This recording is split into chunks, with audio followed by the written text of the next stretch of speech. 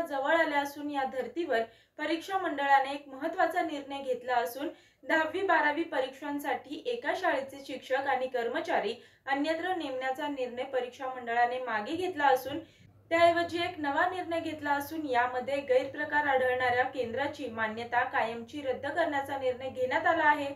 February आणि मार्च 2025 मध्ये होणाऱ्या परीक्षेत गैरप्रकार आढळून आल्यास संबंधित केंद्राची मान्यता पुढील वर्षापासून कायमची रद्द करण्यात येणार असल्याचं परीक्षा मंडळाने कळवलं आहे।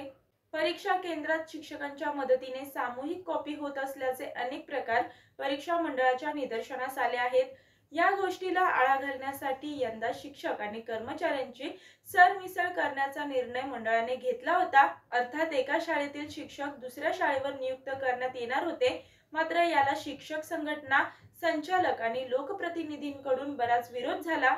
यामुळे परीक्षा मंडळाला हा निर्णय मागे घ्यावा लागला।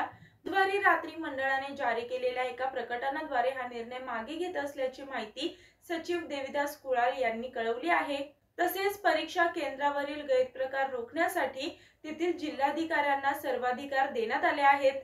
परीक्षा कालावधीत प्रत्येक केंद्रावर लक्ष ठेवण्यासाठी पूर्णवेळ बैठे पथक कार्यरत राहील अशी कार्यवाही केली जाणार आहे। थोडक्यात 10वी आणि 12वीच्या परीक्षांमध्ये कॉपी रोखण्यासाठी परीक्षा मंडळाने आक्रमक पवित्रा घेतला असून गैरप्रकार करणाऱ्या केंद्रांची मान्यता रद्द करण्यात येणार आहे। याशिवाय शिक्षक आणि कर्मचाऱ्यांची सरमिसळ करण्याचा निर्णय देखील मागे घेण्यात आला आहे।